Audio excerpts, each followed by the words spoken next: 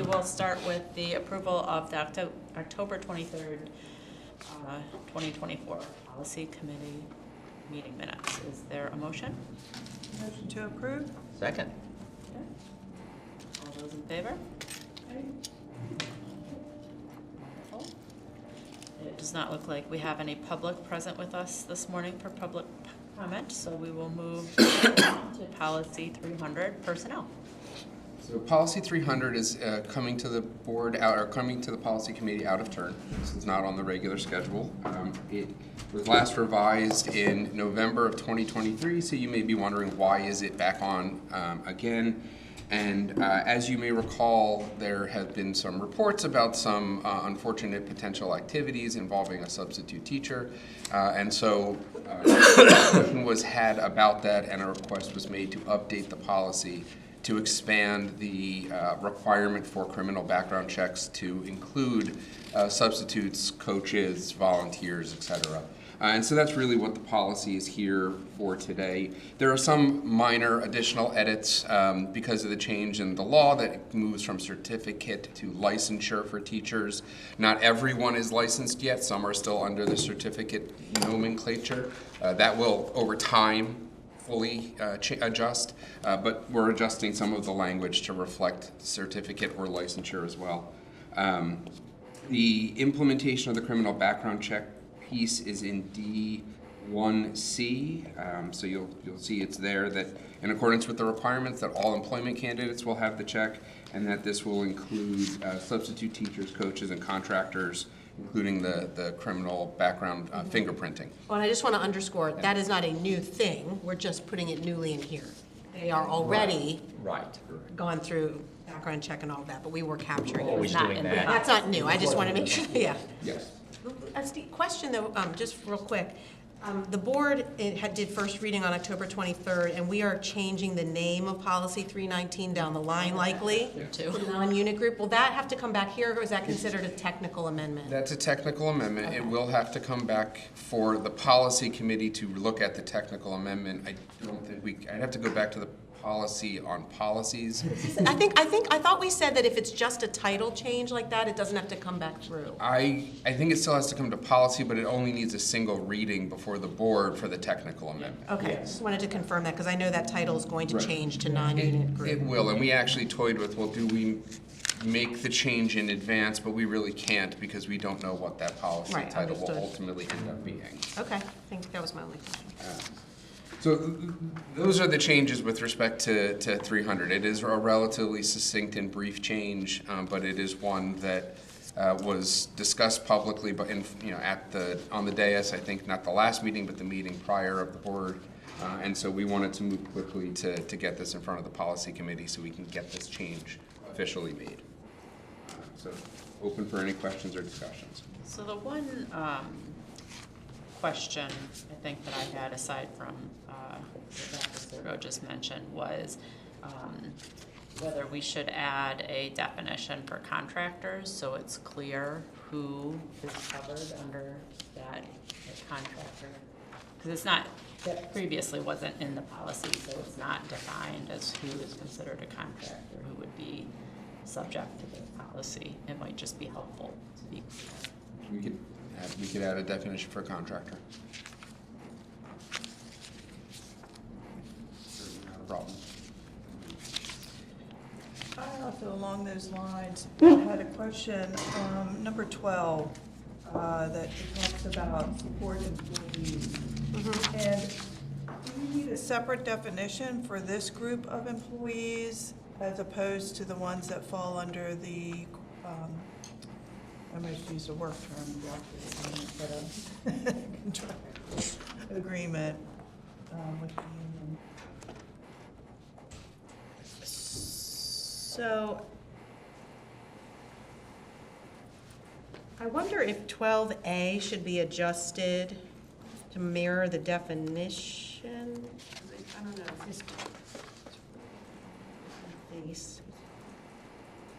But here, it's a broader definition in 12. Yeah. It's like a definition of a definition. I don't know, we might want to revise or strike that.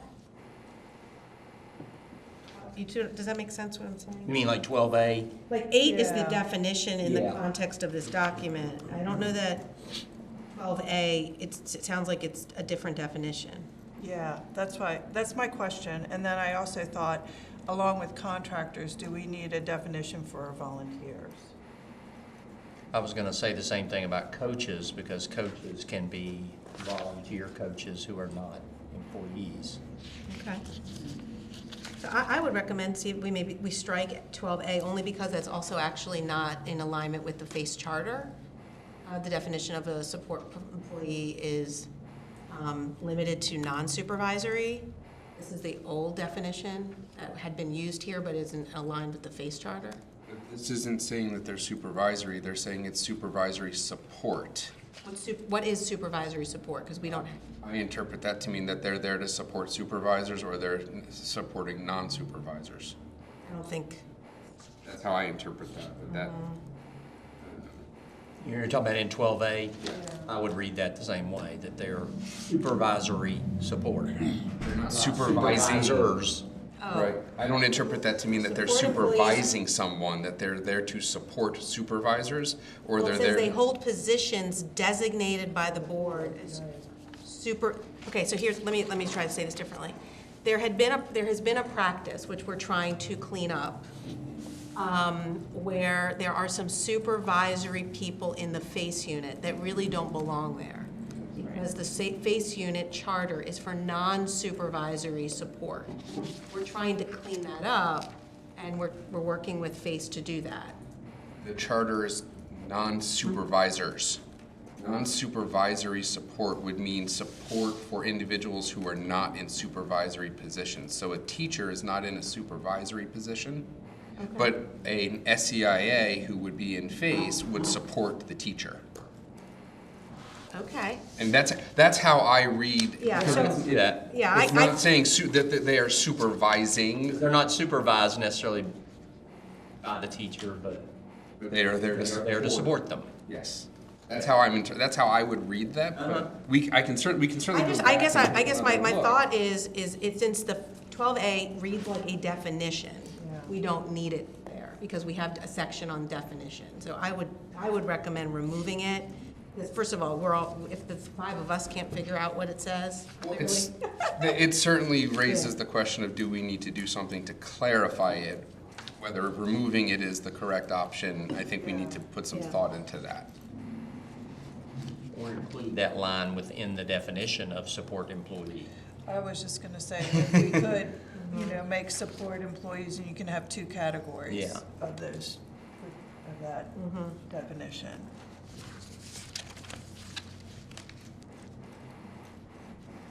So, yeah, but so we certainly can take another fresh look at 12A. And figure out the right way to make it more clear. Because I think if nothing else, Dr. Dursergo, you are absolutely correct, that if the 5 of us haven't Right, got right. a common understanding, then we need to do something to fix it. yeah, but you also wanted contractor and volunteer added to the definition. Yeah, if we had contractor, volunteer, and we had some definition of coaches, because there are both employee coaches and volunteer coaches. I'm going to offer a thought. The individuals you're well, not necessarily. I was going to say, do they fit inside the definition of non-benefited employee? Because they're not employees, so it doesn't fit. Yeah. Yeah, volunteers are not Well, employees. they're not. Well, yeah.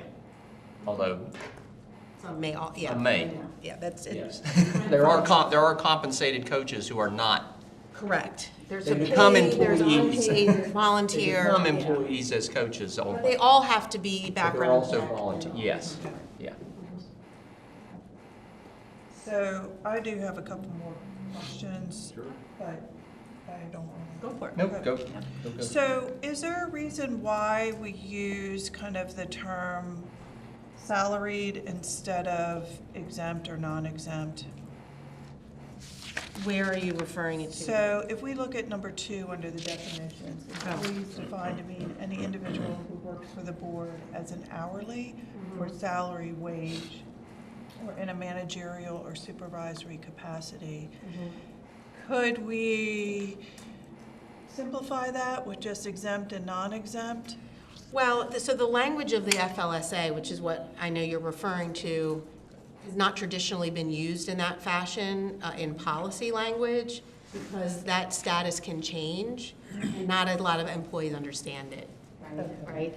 We're currently working on an FLSA project since the law changed, and the salary is going to go up in January, I think, again.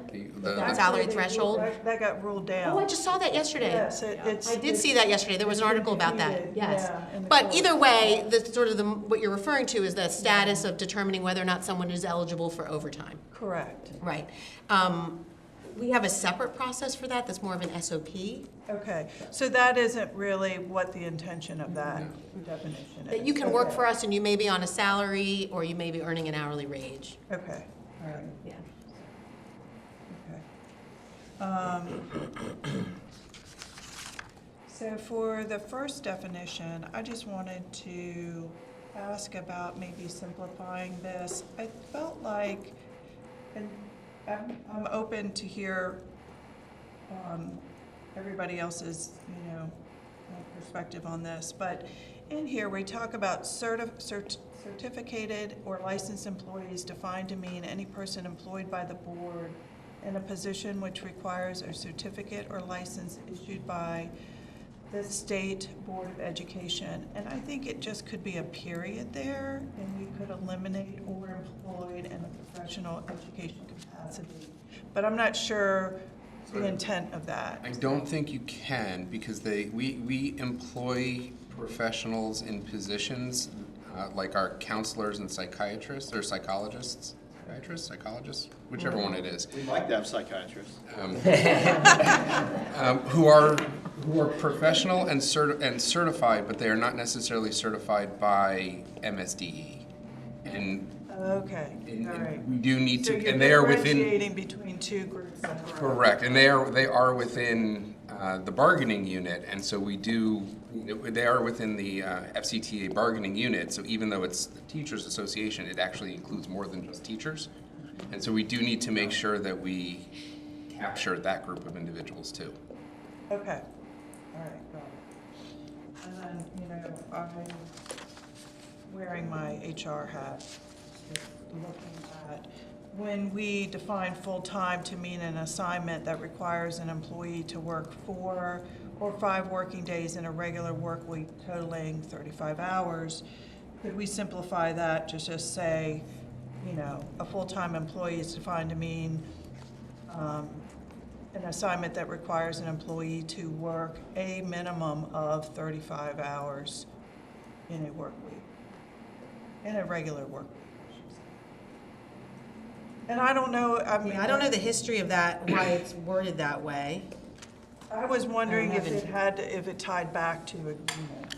that we had. No, I don't know if it could be an echo of the summer schedule. Do we have full-time employees? Sounds like it, it's just working echoing the summer schedule. 5 hours on a 4-day week consistently outside of summer?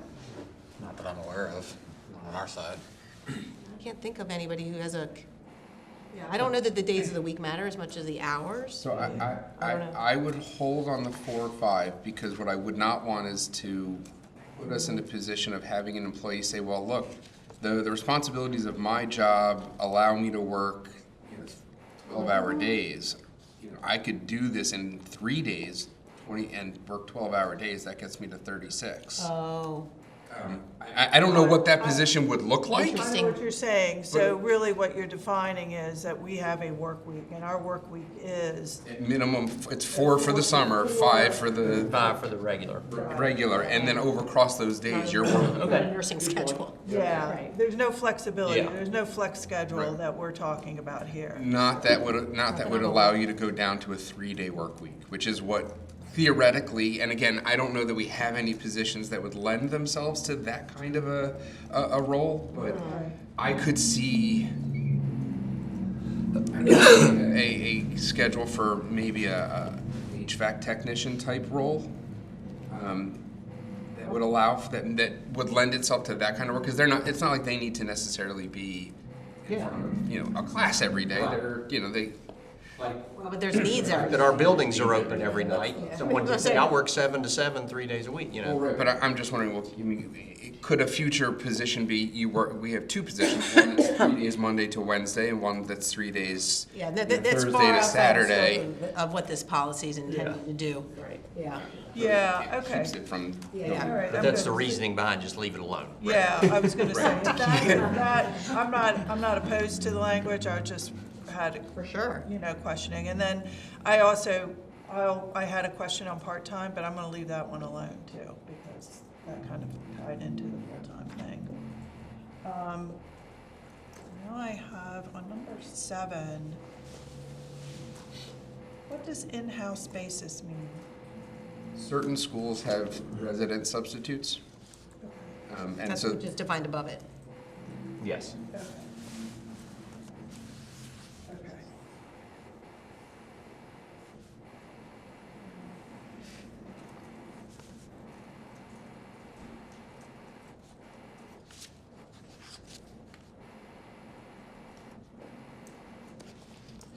So I have 1, 2 more things here.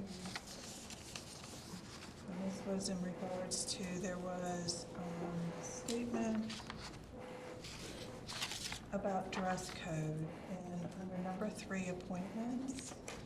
Employees of the Board of Public Employees and should dress in a manner which is appropriate for the work to be done in their assigned positions. So, I guess I'm questioning, why is that there? Why is this under this particular section? Is that not more of a code of conduct, or? it is also addressed in regulation.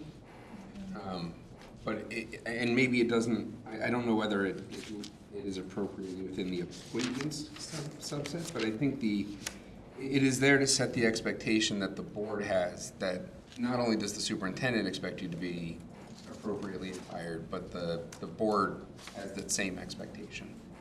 I think maybe it doesn't live in that paragraph. Maybe it lives under code of conduct, maybe it should be relocated into the later section. Well, what I like about, I hear exactly what you're saying. What I like about it being there is you're sort of saying, like, the board appoints everyone with few exceptions, right? Like, that's part of our consent agenda when you do the staffing. And to remind people, you are employees of the board. And the board has, when we appoint you, this is an expectation inherent in that appointment. So that would be perhaps the argument of why it was there. It's original language, so perhaps, Yeah. I don't know. But I could sort of see this idea as to remind people, like, you work for the Board of Ed. We are your employer, and we have an expectation in that regard. I could just, I agree with that, and I could see that line moved under 16, though. Yeah, it's wherever you want to find it. It is Yeah. referenced in our code of conduct, and interestingly, it generated a lot of really interesting conversation this fall about, did we have a dress code now? And we were like, no, we don't have a dress code. It's just there to sort of remind people. People thought we were instituting a dress code. And all we were doing was referencing this idea of dress to the job you have, right? Right. So, Yeah. anyway, it did generate some dialogue.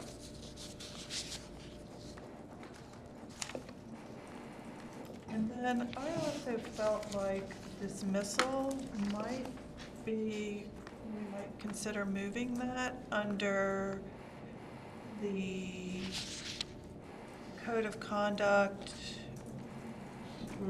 instead of having that stand alone. And wondering if under dismissal, that language regarding, here. Dismissal was number 5. It is, 5A and B. Yeah, that, we say in this section may apply to acts committed off school property or outside of the workday if such behavior impacts the employee's employment. Criminal prosecution is not required for dismissal.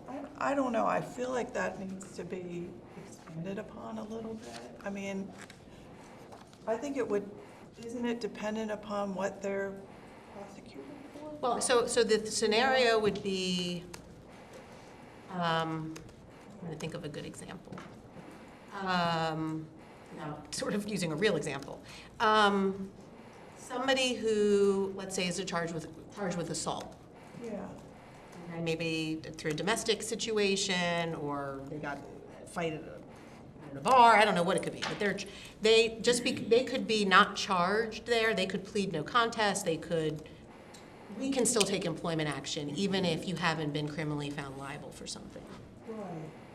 And so that's, I think what it's intended to say is, because sometimes employees think, well, I didn't get arrested, and I Right. didn't go to jail, and why do you have the right to take action? Yeah. I was cleared by the courts or whatever. Probation before judgment, or. Correct, but right. But, we've had employees who have pleaded guilty to assault charges that didn't happen on school grounds, that didn't happen during the course of their employment, who we've terminated because they assaulted someone who was under the age of 18. Right, And, right. They- right. It's obviously a safety issue. So I would wonder if I would like to suggest that we might take a look at maybe a little more language that helps us to understand that better. That when somebody is prosecuted, and charged or whatever, is the end result are we going to take action based on the end result of that? No, we can take our own We can action. take action at any time. Okay. The anytime part is Yeah, a little bit more complicated. We tend to hold off on Yeah. taking action until the investigation is completed by the law enforcement. We don't want to interfere with their ability to conduct an investigation, so we will put a pause on how things are going from an administrative side. That's usually where we place employees in an as-in-leave unpaid status. Is that defined anywhere? Is that written anywhere? I think it's in our regulation there's a regulation on the steps and the procedures, yeah. Okay. And every case is so nuanced, and so sometimes we have, we'll have a case where the police are not done, but they'll say, but you all are welcome to start your employment investigation. Because, so it just depends on the circumstance. Okay. And I think we have to remember this is policy. We don't want to get too Yeah, I deep in just, the weeds. Yeah. There's regulation and code of conducts and personnel manuals and. Well, I do think it's a good point that it could be moved right under Yeah. that administrative leave with pay, because that seems to flow from that whole section, the code of conduct. So the dismissal sort of is wedged in there between salary and evaluation. yeah. Placement wise, it might make sense to Hey, by the move way, it. we're gonna pay you, but we might also fire you. Right, it might just flow back, like the flow, go better Yeah, under I number felt 16. like it was just it just read a little, it was a little awkward there. Okay. I think that's it, because we already talked about the substitute. Okay. So thank you, I appreciate you guys. So is there enough, Yeah. are there enough edits that you want it to come back to policy committee? I think so, Okay. yeah. Yeah, Yeah. yeah. Likely looking at the February policy committee meeting. Is that too far out for, do we need to have this? We don't have a meeting Sooner? we don't have a meeting in December. We have an agenda for January, and we can put it on January if that's what you want. The agenda for January. Since it's just a review of what we've already talked about, could we shoehorn it into January and just double check the?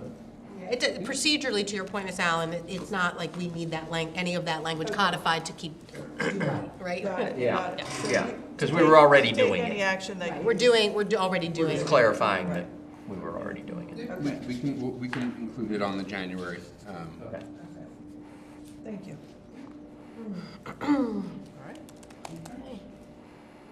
So the next policy on the list, Thank you. For rewriting that whole policy. That's awesome. It's all blue. Yes. That's right. oh, yeah. It was in bad shape, but Yeah. let's all agree to that, right? Yeah, it was in So, bad shape. so we are going to talk about 418, child abuse and neglect, and so I'm going to invite Mr. Shipman come to the table. All new. And yes, this is an entirely new version. It took us a little more time than I think we originally planned when we talked about this in August, but the end result, I think, is that we have a much better, more robust, legally compliant policy. A lot of what you see in here, and especially coming in the definitions, come directly out of statute. So there's not, what that means is there's not a lot of flexibility, but we know that we're compliant with what the expectations of the law are. So I'm actually going to turn it over to Mr. Falls and Ms. Shipman and let them talk you through what the new policy looks like. And since I tend to overstep, I'm gonna let Janet start so I don't drown her out. So, no, and, you know, we highlighted the definitions that are all there, and it was interesting because listening to your conversation for the, you know, the previous policy you were discussing, we did have a definition for contractor, and also one for, well, and it was the team, it certainly wasn't me, you know, but then also one, we rolled in volunteer, you know, as well. Definitions again. Yeah. So that makes the work a little lighter. And then I think, you know, importantly is, you know, just for staff and everybody to understand the difference between the types of abuse and neglect. So that's listed here as well. On page 4, letter E, we have accident, like the second sentence. So in assessing whether to file a report, the individual should consider that abuse does not include the physical injury of a child or vulnerable adult student by accident, accidental maybe. Accidental means, I think that's a typo. yeah. Before we go into the implementation section, I want to just remind, one of the things we talked about in August was having differentiated definitions between mandatory reporter and obligatory reporter. And what you won't see in here actually is a definition for obligatory reporter. As a group, staff came to the conclusion that drawing that distinction didn't actually make a lot of sense, and that it made more sense to recommend to the board that we go above and beyond the expectations of the law, and everyone, from our perspective, is a mandatory reporter. The law may not require it, but we can. I was gonna go there because to point out specifically, the law doesn't require volunteers to report child abuse.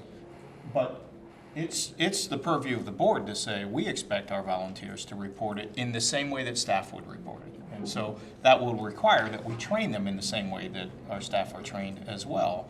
We did start this year. This year, they Yeah. are now required to take the same training as staff. But I think that ups the expectation for them to say, even though the law doesn't require it, we care enough about our kids that anyone working with our children in schools will report it in the same way. I think that's a good message.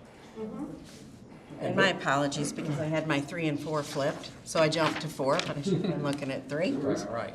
And before we, since we're back on that a little bit, and we're in definitions, again, can we define coach in our definitions? So, Is it necessary? yeah, and that's right, because all of the iterations of coaches are, they're either employees already, which they're means they're volunteers. covered, Or they're or volunteers? they're volunteers, which means they're covered. Well, could we just say in there, because I think up here in the first line in abuse, we say coach. We say FCPS employee, coach, contractor, or volunteer.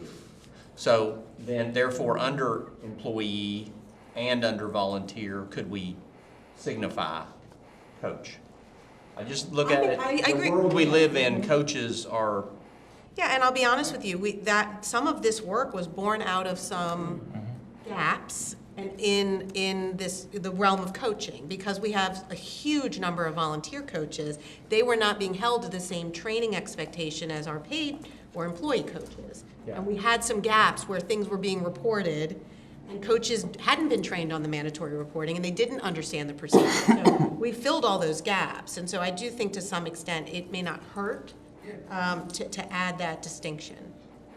So can I be clear, though? What distinction do we want to add? Are we adding a definition for coach, or are we? Just to say coaches can serve in a volunteer or employment status, and then they can reference the other section. Yep. You just want the word coach to be visible as a definition. Yeah, I do, yeah.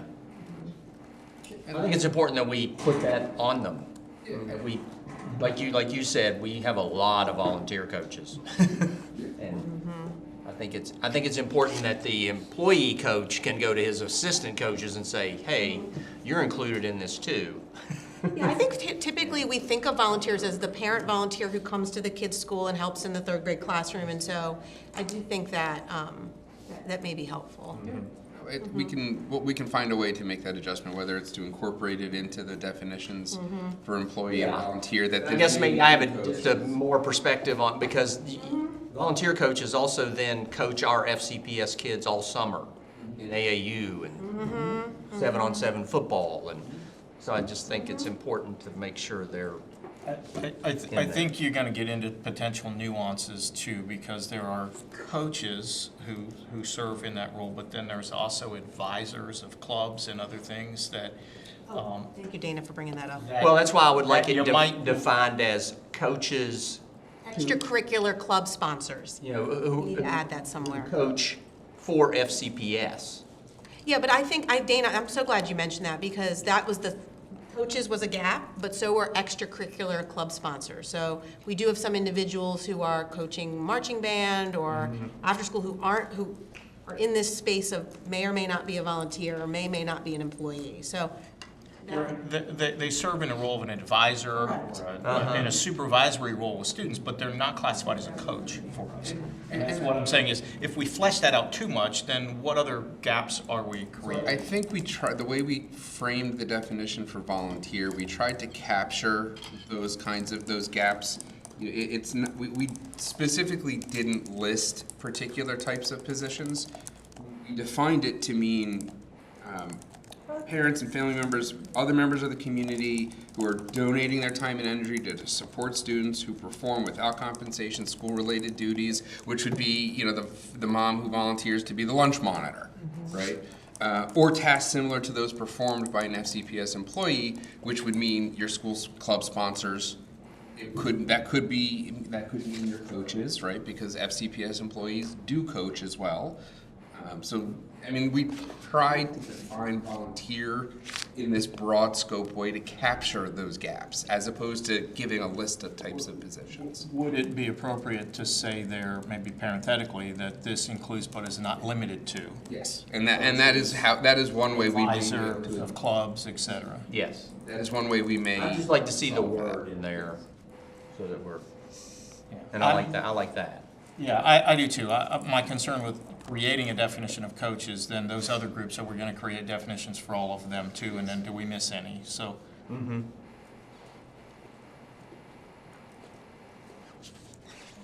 Then number 17, we have the vulnerable adult student. And so that helps cover our students that are 18 or over, at, you know, Rock Creek, Success, different locations, just to make sure that everybody understands that, yes, they're the age of an adult, but they're still vulnerable, and we still need to make those reports. Is that a different report, though, that doesn't go to Child Protective Services? Does that go to Yes. Adult Protective Yes. Services? It does, and this is again another place where we're going above and beyond what the law requires. The law does not have an expectation that we report if an adult student we believe might be in some kind of danger, but staff is making the recommendation to the board that the board take the position that this is important to us as well. They are still our students, and we want to care for them no different than we would care if they are 17 years, 355 days old, or 18 years and 1 day old, that we still care for them. And in the event that somebody erred and the student was 18 or older, and they reported to CPS, that's going to get funneled to Adult Protective Services it'll be anyway. moved. Yes. Okay. Yeah, we had a question about this earlier this year, and that was what they indicated. yeah. Anything else on page 3?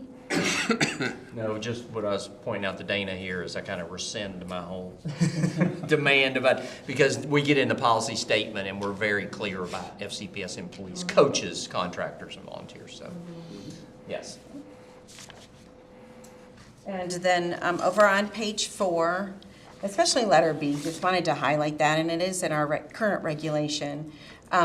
Classroom teachers, if they have a conversation with a student and they suspect abuse, they're really encouraged to request that class coverage.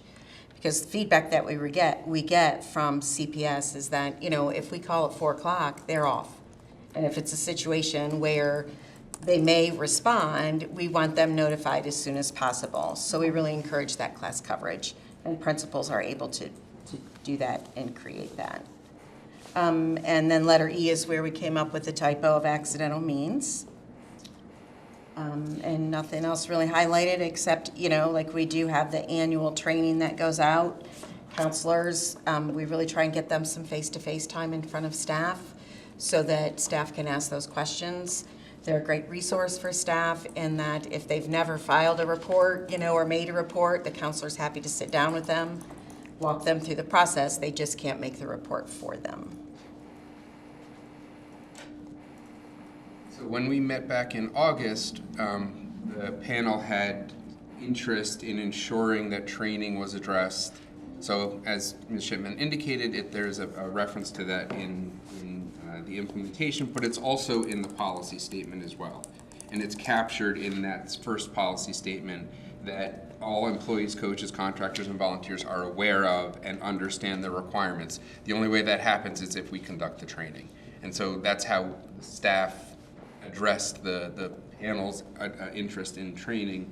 And then the panel also had interest in consequences for noncompliance, potential discipline. That's captured in implementation in D2, which specifically speaks to if you're asked to support law enforcement or in a legal action, you have to do it.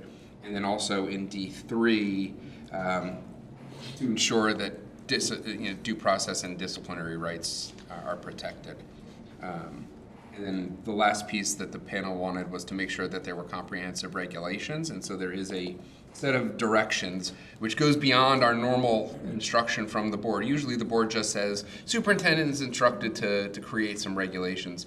In this particular instance, although you're not directing what those regulations will say, you're telling the superintendent, here are the things the board wants to make sure are covered by regulation. It's not a step that I think the board should take often, because you do want to leave the regulation to the superintendent. That is her purview. But this is of such significance that it's appropriate, in my opinion, for the board to say, you know what, superintendent, your regulations, you do what you need to do, but here's the things we need to make sure you cover. Yeah, at minimum, and then we leave the rest. So that would require the current regulation to be updated. Yes, and there are, and Mr. Falls and Ms. Shipman are working on updates to that as well. And then there are, this will cross more than just one regulation that's going to require some revision. Good. So with the correction of the typo in D1E and adding the list of positions to the volunteer definition, so it's including but not limited to Yeah, I like that. language, I think if there's consensus that this can advance to the board. Yes. Yes. We're going to stay in the 400 series, but we're going to shift our perspective a little bit away from student well-being and student health, which has been kind of a focus of our conversations for the last couple of policy meetings. We're going to move more to the operations side of the house. And at the table, we have Dr. Lebo, Dr. Fred, I'll get to you on the next one. Here to talk about policy 410 fire drills. So this is the first time it's before the policy committee, It was last updated in 2017, so it is 7 years old. If there's a fire, get out. Yeah.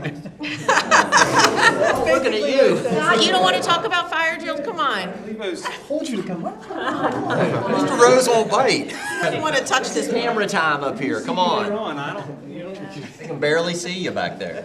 It's so funny. This policy is presented for information and discussion only. Staff is not here with any recommended changes. They may have some ideas, some thoughts about what they want to suggest, but this is really our opportunity to hear from the panel as to what your interests are with how the fire drills, how the fire drill policy is presented. So I will turn the floor, and it is a currently very robust policy with exactly 2 paragraphs and 2 numbered sections. I will turn the floor over to Dr. Lebo and his team and to you all. So certainly appreciate the opportunity. This was a more robust policy prior to 2017, but I think one of the challenges that we face is when there's a change to either the annotated code or COMAR, if the policy just regurgitates what's already in COMAR and or the annotated code, why should you sort of have a copy and paste job? So it was, the board at the time said, why don't we just say we're going to comply with the law and leave it at that. The only comment that I would made, we actually exceed these standards currently, and part of the reason for that, and I give credit to Mr. Blundell's team, of there's language in there about if you have a fully sprinkler building, if you have a partially sprinkler building, you could change the numbers that we do. We believe it's important to be consistent and stick with the standard of 8. Is that correct? I got that number right? All right, 8 as the number. So regardless, if you're in a brand new building or you're in one of our older buildings, you have the same requirement because it's about practice for our students and staff, and we believe that's the safest approach. So. Yes. That's sort of a quick history of how we got to this. That was the policy committee and board's intent at the time, was just let's make it as simple a policy as we could. But we're happy to do whatever the will of the board. So I think for me, when I saw this, and as we've been going through this series in particular, there are these standalone policies that seem like maybe they could be more robust. Like this is the only drill policy we have, but there are other drills that we do regularly within FCPS, and I don't know if those are COMAR mandated or those are. We're actually going to talk about them tonight. Right. And so to me, when I saw this, I was like, well, why do we only have a fire drill policy? Could we be more comprehensive in laying out Safety drills, Yeah, right? safety right, drills safety policy. drills and Right. what that entails, so that if any parent has a question about what can I expect my child to experience in the way of drills every year, our policy outlines each one of those rather than just fire drills. So that was my thought when I saw this policy, is it's very brief. I understand we probably need to have a policy that addresses fire drills, but I'm thinking maybe we can be more comprehensive in our approach to what are the other. Scott, do we have any policies or regs around our safety, like our There is a regulation. defend and all that? There's a reg, but is there an anchor policy for that reg? There's the safety reg, 200-29. But the reg itself, does it, like, 111. 111, board policy 111? I think it's 111. Because I'm wondering if that is answers Ms. Gallagher's. I think it's 111. I'd be impressed if you just, You know, I agree that with it's weapons. with policies, you know, that don't need to be changed based on, Workplace safety. or written so that they don't need to be updated based on the code changes. But I was just wondering if there's anywhere that we outline the actual number of drills or anything like that, you know, for parents to understand what's going to happen at that particular school location. Outlined in COMAR MSD direction is that every school is required to do a number of other drills: evacuate, lockdown, drop, cover, and hold, severe weather, shelter, a number of other drills. I've got it. I actually haven't pulled up from tonight's presentation. We have eight annual drill requirements. So they're the fire Fire drills. drills, evacuation, reverse evacuation, shelter, lockdown, drop cover hold, severe weather, and active assailant. Right. So wouldn't we be better served to make our policy? Well, so you have board policy 111, Dr. Lebo is correct, called school and workplace safety. But I wonder if it's, sorry if I'm, hope I'm not overstepping. No, this is a discussion, so yeah. Putting language into that policy that directs the superintendent Have a to reg, have a reg, because that seems like it's, the policy on fire drills. Yeah. we more clearly in 229, which we do reference the drills that Mr. Blundell just talked about, be more explicit in that reg about when and the total numbers that we do. Yeah, I would co-sign on that. I mean, if you're talking about the board's commitment to school and workplace safety, directs the superintendent to have regulations that govern threat assessment, that govern fire drills, that govern all of these other places, that seems to make much more sense than having a fire drill policy, because it's not really a policy, it's a procedure. So in effect, we would decommission 410 and fold 410 into 111. And 111 needs some love anyway. Yes, it does. Yes, it does. So would it be inappropriate to come back with 111 updates and replace No, them? not at all. We, So I think That's that, what yeah, no, we've that- been doing, yeah. I think, as we've found That that some necessitates policies. it, yeah. So I think that makes a lot of sense. And the question would be, Dr. Lebo, did you and Mr. Blundell want to revise the other reg and fold fire drills into that, or have a new regulation? I think, to be honest, I think it makes more sense to add it into 229, because they're all connected. We already talk about them tangentially in there. I think we just add some more specifics. we would likely just renumber 229 to 11101. Because that's the policy that it is anchored to, is the school and workplace safety. But we're not, like, we could have 11101, 11102, 11103. I mean, you can break them down into smaller nuggets if you think that that would be more digestible by the community. Something to think We'll about. take a closer look at that and see, because maybe it does make sense to divide 229 into regulations, but we'll talk about that.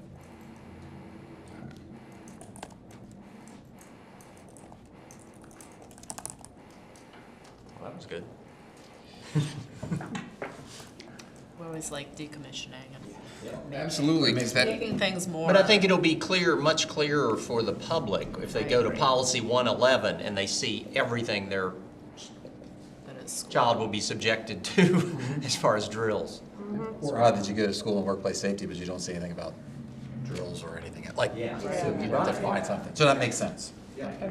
I So like we're that. gonna Love stay that. with 111, we're just We're gonna, gonna decommission 410 and put some of that language or something around Something in, drills. and reference all into of our 111. drills. okay. Okay. so the target would be to have this back before policy committee on February 26th. That's great. And that brings us to policy 441, which is the transportation of students. This is also first time before the policy committee on this go-round. This is a more current policy. It was last updated in 2022. But it is back because it is a part of the 400 series, and that is the series we are currently working our way through, so it is getting its regular review. Other than applying the new template to the policy, because of how new it is, it may not require significant revision otherwise. But we are here to hear what the board's interests are, and at the table now, I'll introduce you, is our director who oversees transportation, Fred Nitiero. I'm never sure if I'm saying it correctly. Good morning. Good morning, Thanks for being here. Fred. So, again, we don't have written language to present. There's no actual proposed changes. Staff may have some edits they want to suggest, and it may just be an opportunity to hear from the panel as to changes that you're interested in considering. I'll turn the floor over to Dr. Lebo and his team again. So I think we were really on this one, wanted to hear from the board, from our lens. And I think, I'll speak for Fred for 1 second. He knows this like the back of his hand, and can, reiterate the language. I think there's been a couple of board appeals related to this that have really kind of given us guidance and sort of precedence, to steal a legal term, of like, no, this is what the board means in this policy. So we don't have any questions about the implementation as it's currently written. I know it is certainly the board's interest to reduce the mileage limits at some point, but that's obviously a budget discussion. And so we don't have any recommended edits as we've spoken, but if there's more clarity that is needed, we're happy to do the work on it. Who wants to start? I'm good. I was actually in the reverse, more curious to hear if there was Right. anything in the policy that you'd like to see Right. refined, or, I think that was the position I was gonna take too. I didn't really have any major edits. No, I mean, it's, if you're comfortable with. It covers all yeah, the it covers areas. everything. It covers safety, it covers crossings, it covers traffic lights, it covers, secondary and elementary school students. It's very clear. When I receive an email from a parent that lives in the non-transport area, I take the policy and I go over it line by line. You may have seen some of my responses to make sure that everyone understands how the policy is applied and how each section of the policy fits their certain situation. You know, It's been helpful to you as it's written as Yes, yes. It's like- How does though, I understood that there were to be a presentation at the beginning of every school year about bus safety. And this was presented to kids, and correct me if I'm wrong, this is coming secondhand, that this presentation was presented like in an auditorium, kind of symposium type of thing, about bus safety, about how to safely get out. like a ride by the rules type of a thing? Yeah, on Is and there off like the material? bus. That's not. We have material on our website, the Walking School Bus and other websites that everybody connects in, because they're all national, but we've never done a presentation opening a school at our schools or at parent nights or things of that nature. What about, do we do bus evacuation drills? We do bus evacuation. I'm wondering if it's someone's misunderstanding that. Required. by Or I wonder if a Comar. principal's just Just going over. going over like When equally I was an expectations. elementary principal, we had that, but that was because it was to help say, let's behave on the bus. Yeah, I was just, But it wasn't a system-wide thing, so, I don't know. okay. So So the if bus it's not evac- system-wide, would it be something that would be helpful? And if not, then, I mean, if there's something, a tool that's already there, I want to recreate the wheel or ask for something that's gonna, be And you said we're a already heavy providing lift links for staff. Yeah, I think that would. to parents to, Yes, everything's on our website for parents concerning walking and accessing the bus. All that has been consistent for the number of years I've been on board.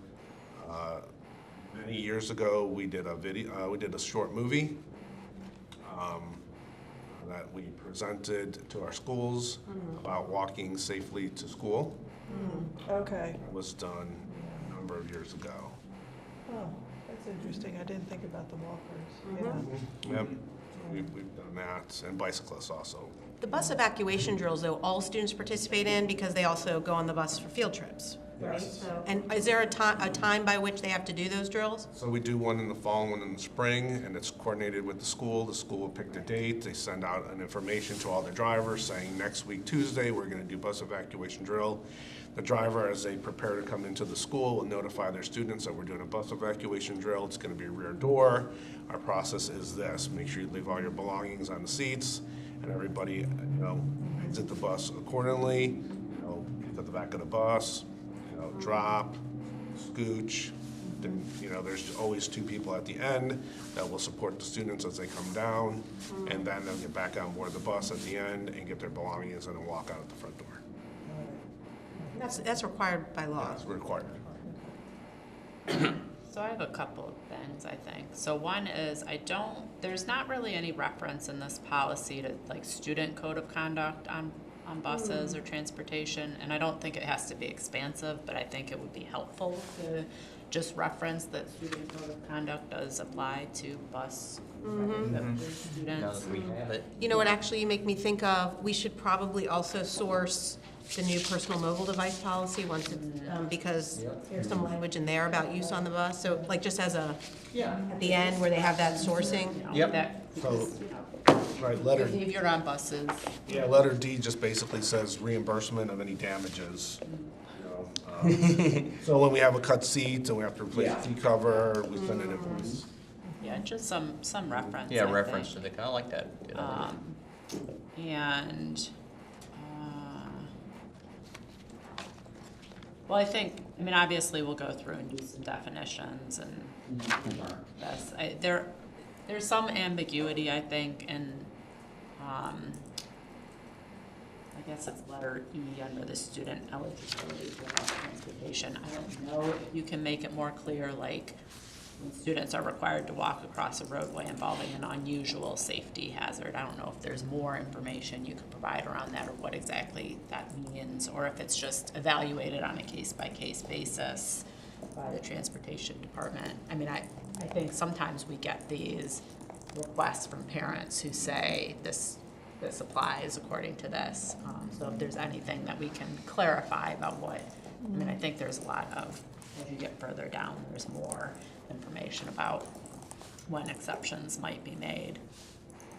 So maybe that's something we can put into some definitions. Yeah, I do like that. That's a good point. I mean, comments on things like, oh, roundabouts. Well, roundabouts are actually installed in the direction of the county because they are safer for pedestrians. That's not a safety hazard. The county would say that's actually a safety improvement. I would beg to differ, but. Not for the drivers. For anybody. And then the only other, I don't know, question or comment I have is whether we should include some type of statement around when bus routes have to be canceled.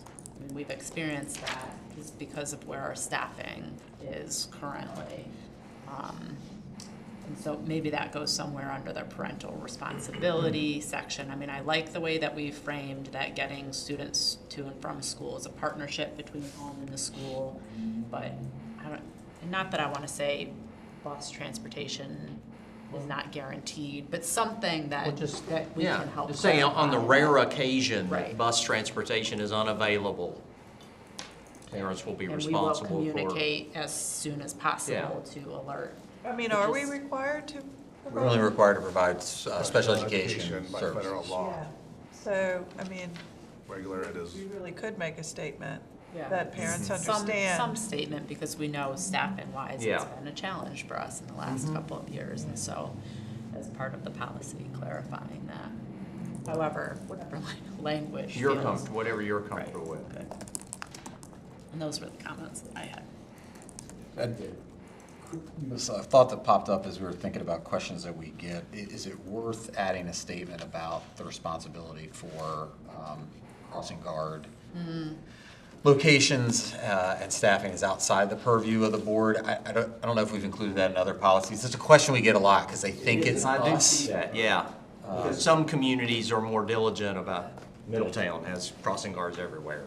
And It's all a municipality driven. Really, we have no involvement in selecting them or where they go? We can make requests to those entities and that we've got a good partnership, but we have no say in the selection. And frankly, we really don't That's want a to. good ad. I think that would be a good ad. yeah, it's a good Yeah. catch. 'Cause, yeah, I've got questions about that. Yeah, we can get that quite a bit.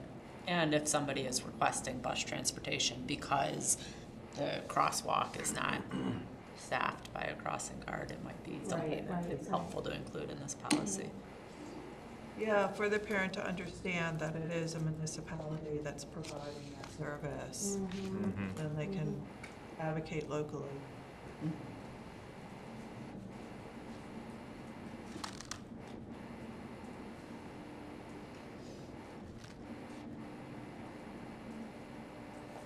Is there Are Crossingers part of the police department, like? They they're often part are. of the police department, or? So Frederick City and Frederick County ride the same contract, and then Vermont has their own. Vermont has their own Newmarket, for the sheriff's department does Newmarket now.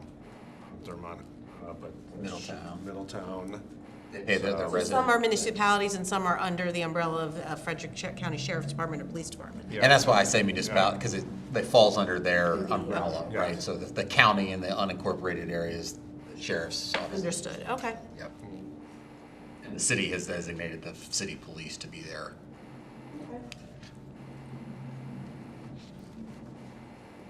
Anything else? Other, No, okay, thank you. Thank you. Have a great day. before we adjourn, Online for, that one will also be back in February 26th. Part of the rationale and the timeline of the roadmap was try and have it so Dr. Lebo and his team would come once and not have to come Yes, multiple times. I appreciate that. That was part of that thinking. So before we get to an adjournment, first, right now, the January 22nd agenda will include the following. Policy 208, data security.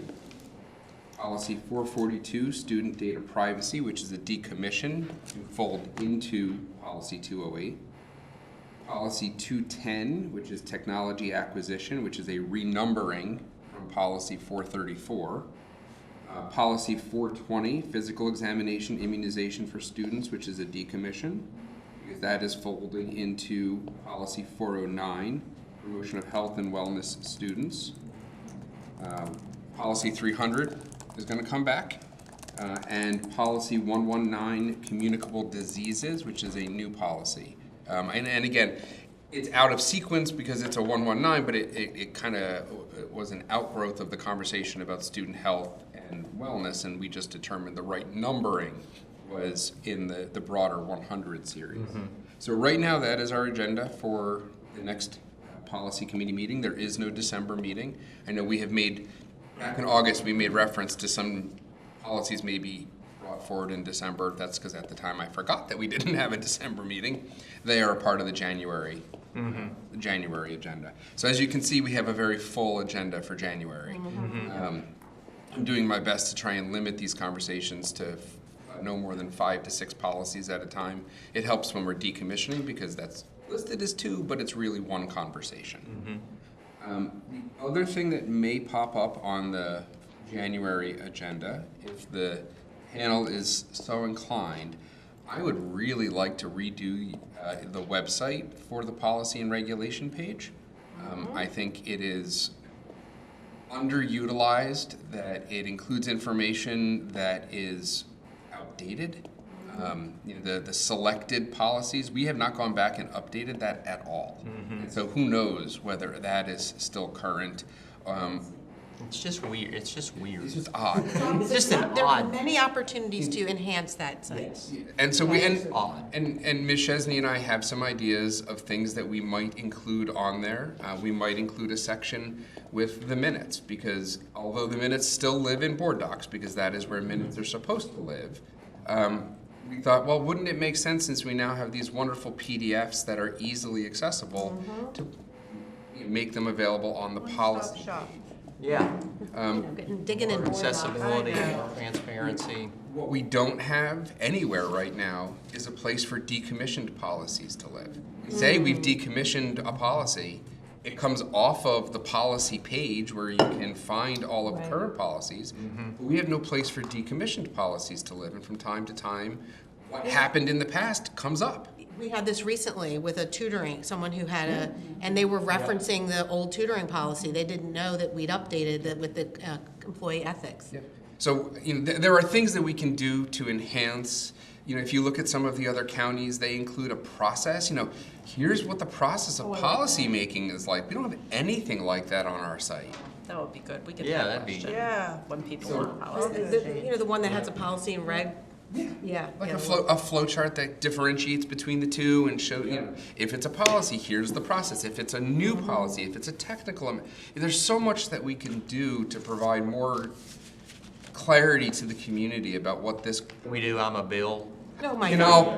know, we can. And Kyle Raines does some great work. when I first started working on this, I thought about that and talked to our. Talk to Kyle, because Kyle's the animator. No, I talked to Dr. Loris Phillips about Oh, it, though. okay. Yeah, yeah, well, About doing a schoolhouse type. I absolutely thought about something like that.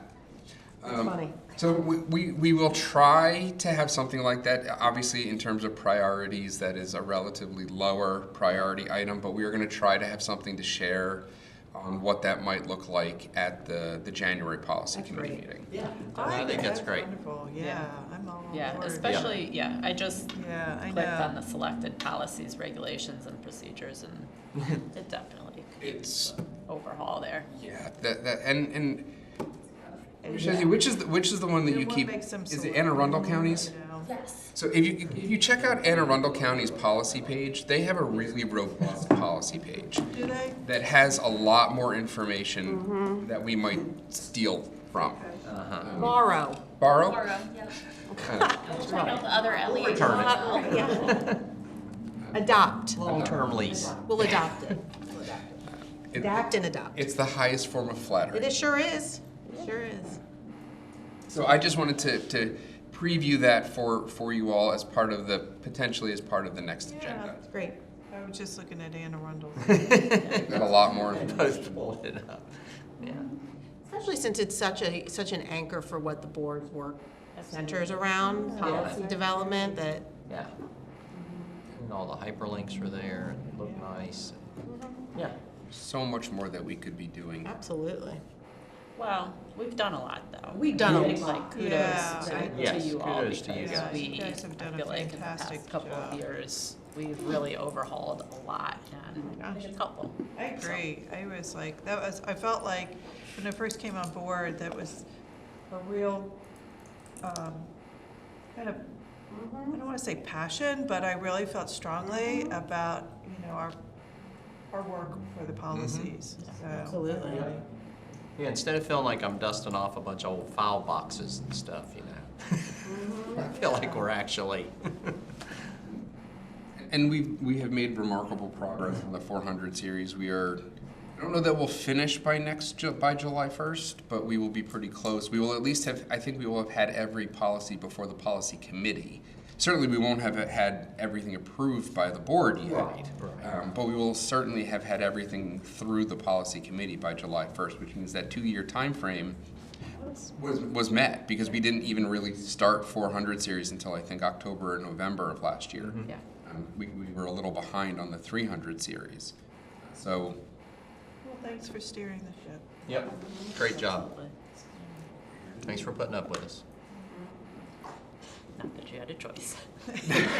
no, but I will say, and knowing that by the next meeting of the policy committee, the members of the policy committee may be different, because that is a Yeah. decision that will, that is yet to come. I have appreciated working with all three of you, Yeah. and I mean, I think we have really done some great work. Remarkable. Remarkable amount of work. And look, it's 10:38. Look at that. Effective and fast. Give you Right. back 22 minutes. Right. More than that, we're here till 11:30. We could Wow. be here, we have been here. 52 minutes. so- Almost a whole hour. Nice to get some time back, yeah, it's great. But we'll be back this We'll afternoon. be back so- at 3 o'clock. Yes, we will officially adjourn the policy meeting, though.